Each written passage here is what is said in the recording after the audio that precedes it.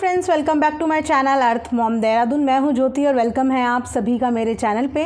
Channel में नए हैं तो प्लीज़ चैनल को सब्सक्राइब ज़रूर करना, वीडियो पसंद आएगी तो लाइक ज़रूर करना, साथ ही साथ नीचे एक बेल नोटिफिकेशन है उसको ज़रूर हिट करना ताकि मैं जब भी कोई न्यू वीडियो डालूंगी आप सभी को उसका नोटिफिकेशन मिल जाएगा। तो चलिए आज का रिएक्शन वीडियो शुरू करते हैं।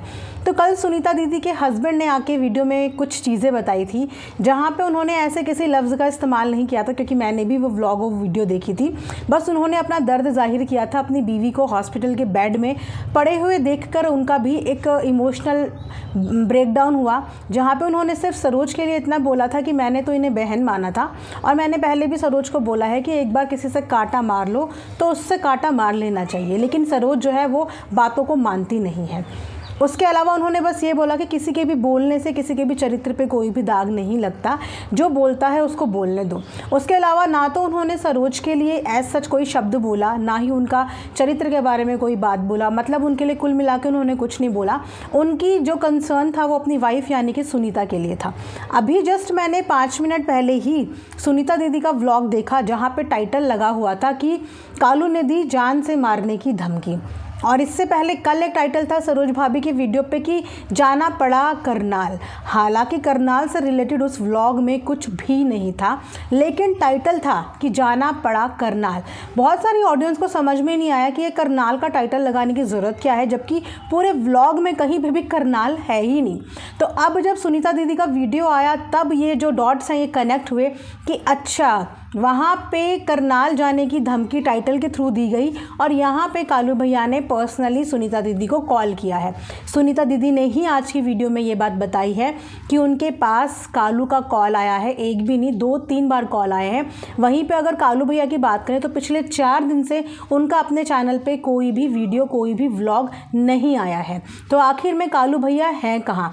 कहीं ऐसा तो नहीं कि कालू भैया भाभी के पास पहुँच गए हैं इसीलिए शायद ये करनाल वाला टाइटल आया। वेल देखो, हस्बैंड वाइफ का तो जोड़ा ही यही होता है, इनके बीच में तो जो भी बोले वो लास्ट में फंसता ही है। सरोज भाभी और कालू भैया का झगड़ा हुआ, बहनों ने अपने भाई का सपोर्ट लिया और इन द एंड बहनें ही बुरी बन गई। तो इसीलिए ये तो जग कहावत है कि मियाँ बीवी के झगड़े में कभी बीच में पड़ना ही नहीं चाहिए, क्योंकि वो हमेशा के लिए बुरे बन जाते हैं। और कहीं ना कहीं बहनों के साथ दोबारा से यही हो गया कि अपने भाई को प्रोटेक्ट करने के चक्कर में, अपने भाई के लिए आवाज़ उठाने के चक्कर में आज भाभी तो छोड़ो, भाई खुद उनका दुश्मन बन गया।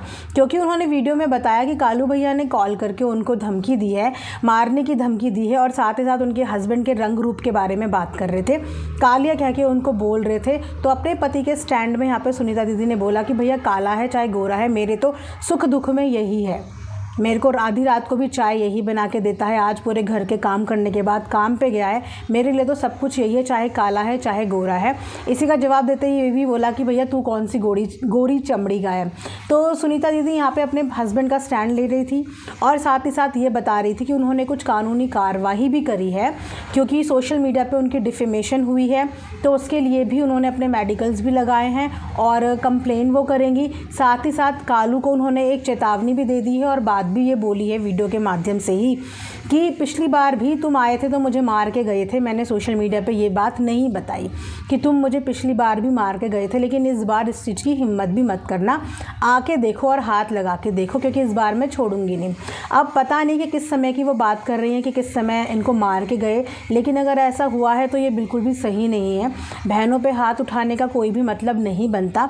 और अगर ये शुरुआत देखी जाए तो शुरुआत इनकी बीवी ने करी। बहनों की मत्ती भ्रष्ट मैं बोलूँगी कि बेवकूफ़ बहनें कि इतनी बार बोलते, एक बार ठोकर खाने के बाद तो हर कोई समझ जाता है, लेकिन ये जो बहनें हैं इतनी ठोकर खाने के बाद भी इन लोगों के अंदर ये अकल नहीं आती कि क्यों किसी के पचड़े में पड़ना है, क्यों किसी के लिए कुछ बोलना है।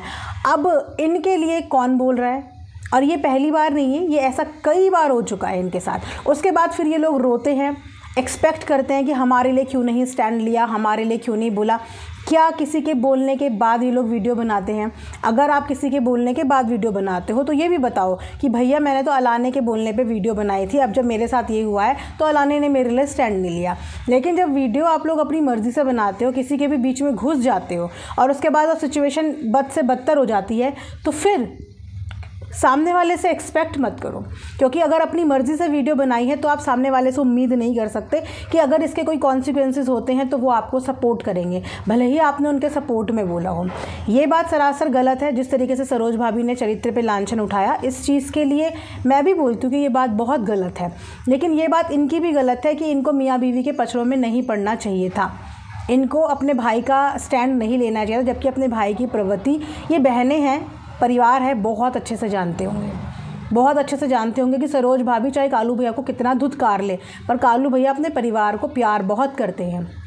और अब समझ में आया कि कालू भैया ने अपनी वीडियो में जो फैमिली के बारे में चेतावनी दी थी कि मेरी फैमिली के लिए कुछ बोला तो ऐसा हो जाएगा, वैसा हो जाएगा, तो वो हम सोच रहे थे कि बहनों का स्टैंड लिया है, तो जी नहीं, वो बहनों का स्टैंड नहीं लिया था। वो भी उस समय उन्होंने अपनी बीवी का ही स्टैंड लिया था, क्योंकि अगले ही दिन के व्लॉग के नीचे बीवी के लिए हार्ट वाले जो हैं वो इमोज आए थे।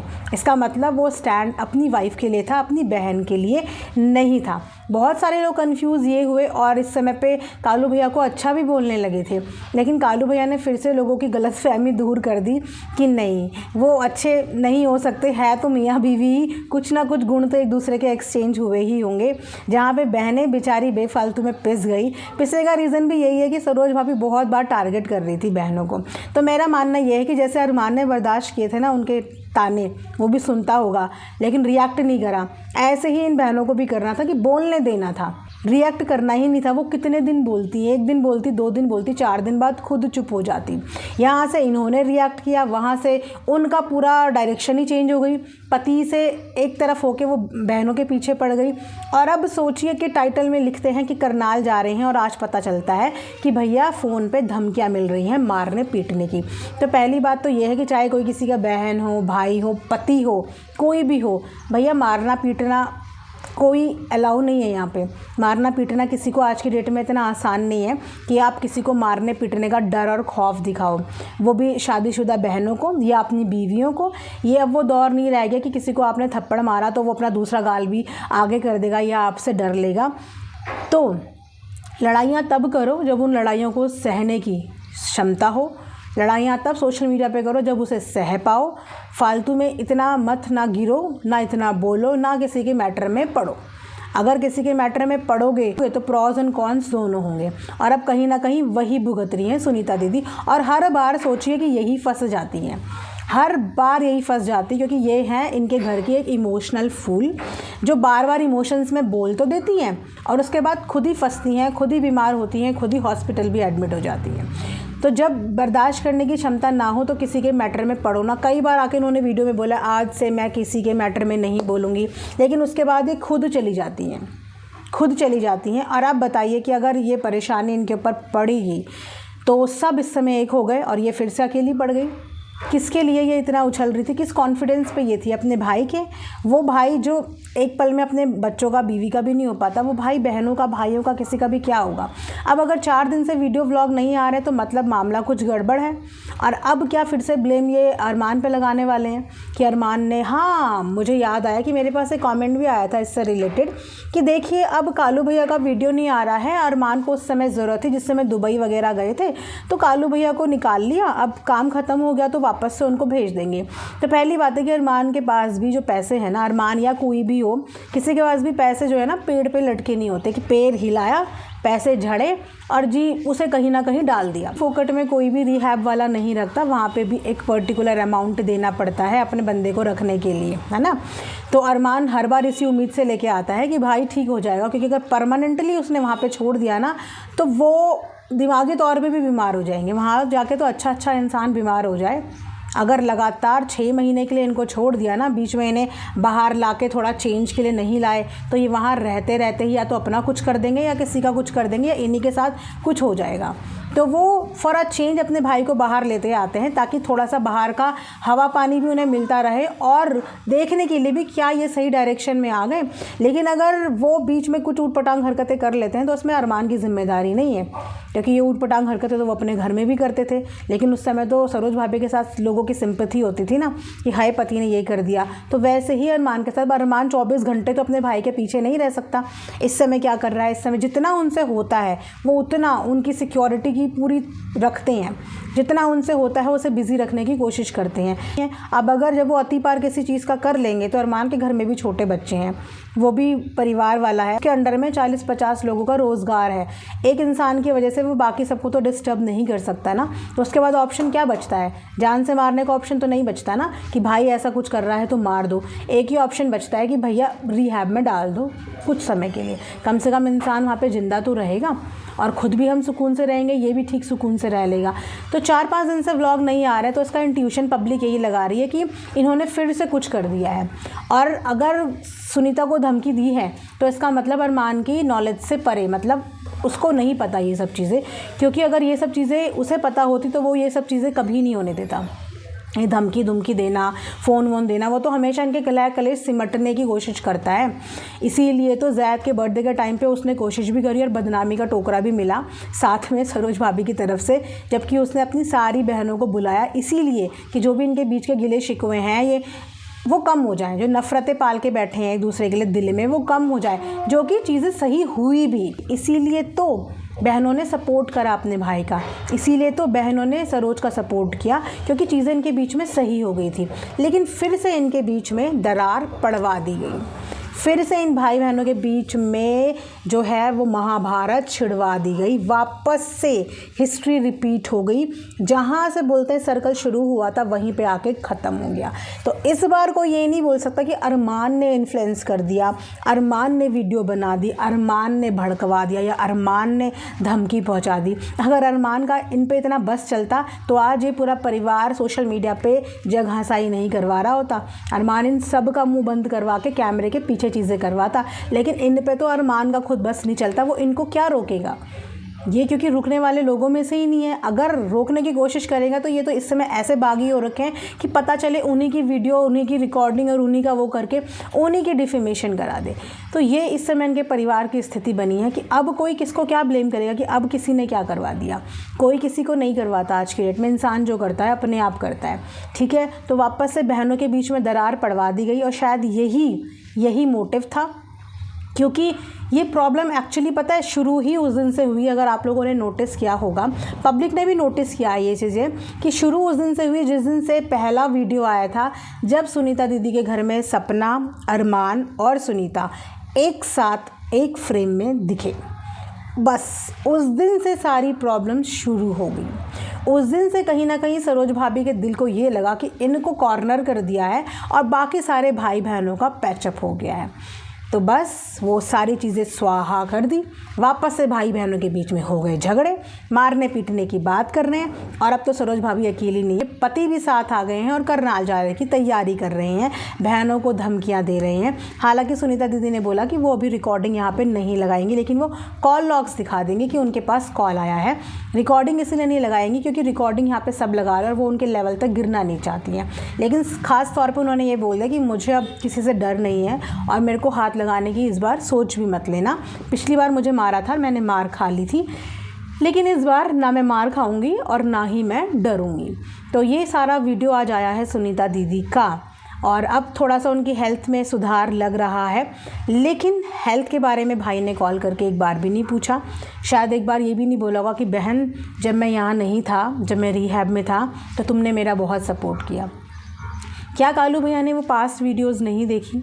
एक बार बहन को कुछ भी बोलने से पहले क्या कालू भैया ने वो वीडियोस नहीं देखी जब इनकी बीवी इनकी पूरी सोशल मीडिया पे बदनामी करा रही थी? उस समय दोनों बहनों ने अपने भाई का सपोर्ट किया, सारे भाई बहनों ने, इनफैक्ट सब ने वीडियो बनाई और अपने भाई का सपोर्ट किया, कालू का सपोर्ट किया। लेकिन आज बीवी की ज़रा सी, क्योंकि हम सब ने ये चीज़ें लाइव में देखी हैं कि किस तरीके से कॉल पे कालू भैया से लड़ रही थी सरोज भाभी कि तेरी बेबे ने ऐसे बोला, तेरी बेबे ने वैसे बोला। लेकिन बेबे ने तो कुछ बोला ही नहीं था, सिर्फ ये बोला था कि क्या तुम सती सावित्री हो? ना ही तुम्हारा अगला बताया, ना ही तुम्हारा पिछला बताया, लेकिन तुमने जो बताया वो ऑफ कैमरा बात थी जो सोशल मीडिया पे नहीं बतानी थी। और उसी के साथ साथ मैं अभी सरोज भाभी का कमेंट सेक्शन पढ़ रही थी, तो उसमें स्टार्टिंग में 2-3 कमेंट्स ऐसे हैं जहाँ पे ये बोला जा रहा है कि सरोज भाभी की भी ये दूसरी शादी है। इस बारे में मुझे नहीं पता कि क्या सच है क्या झूठ है, लेकिन कॉमेंट्स में ऐसे 2-3 कॉमेंट्स आए हैं कि सरोज भाभी की ये दूसरी शादी है, सुनीता दीदी ने बोला है। अभी सुनीता दीदी का व्लॉग भी मैंने प्रॉपर तरीके से नहीं देखा कि उन्होंने किस जगह पर बोला है। अगर आपको पता है तो प्लीज़ मुझे बता देना किस टाइमिंग पर उन्होंने ये बोला है, और बोला भी है या नहीं बोला है, कि कमेंट सेक्शन में लोग ऐसे ही एज्यूम कर रहे हैं, ऐसे ही बोल रहे हैं, क्योंकि बहुत सारे ऐसे कमेंट्स आते हैं जिनके ना सर ना पैर होते हैं, ना ही जिनमें कोई सच्चाई होती है। तो झूठी खबरों की मैं यहाँ पे पुष्टि नहीं करूँगी जब तक मेरे को कोई वैलिड रेफरेंस या सोर्स नहीं मिलता।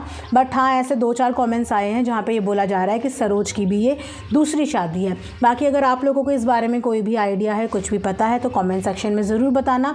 लेकिन मुझे कालू भैया से इस चीज़ की एक्सपेक्टेशन नहीं थी। शायद इन्होंने वो पुरानी वीडियोस नहीं देखी, तो कुछ भी बोलने से पहले, कुछ भी करने से पहले, भले ही अपनी बीवी के मैं बोलूँ इन्फ्लुएंस में आने से पहले, एक बार पिछली वो वीडियो ज़रूर देखना जहाँ पे आपके भाई ने, आपकी बहनों ने आपके पीछे से आपकी इज़्ज़त के लिए आपका सपोर्ट किया था। तो आप ज़्यादा कुछ नहीं बोल सकते थे, अपनी बीवी के लिए स्टैंड ले रहे थे। बहुत अच्छी बात है, एक पति होने के नाते आपको लेना भी चाहिए, लेकिन वहीं पे आपको अपनी पत्नी से भी तो ये सवाल करना था कि तूने मेरी बहन के चरित्र के ऊपर इतनी बड़ी बात सोशल मीडिया पे क्यों बोली। वीडियो डिलीट करो, वीडियो हटाओ, पार्ट ट्रिम करो, कुछ स्टैंड तो अपनी बहन के लिए भी लेते। लेकिन आपने बहन के लिए स्टैंड लेने की बजाय सीधा सीधा बहन को मारने की धमकी दे दी, पीटने की धमकी दे दी, वहाँ पे आने की धमकी दे दी। ये सही नहीं किया। अगर ये किया है तो ये सही नहीं किया। ये उम्मीद नहीं की थी हमने कालू भैया से, क्योंकि हमें यही लगा था कि इस इंसान के अंदर एक ऐब है लेकिन बाकी खूबियाँ हैं। लेकिन अगर उस ऐब के साथ साथ आप ये सब हरकतें भी कर रहे हो, वो भी अगर होश में कर रहे हो, तो गलत है। अगर ये होश और हवास में किया है तो ये सही नहीं हुआ है। आप भी कमेंट सेक्शन में बताना। मिलेंगे नेक्स्ट वीडियो में, तब तक अपना ध्यान रखिए। Thanks for watching earth mom Dehradun.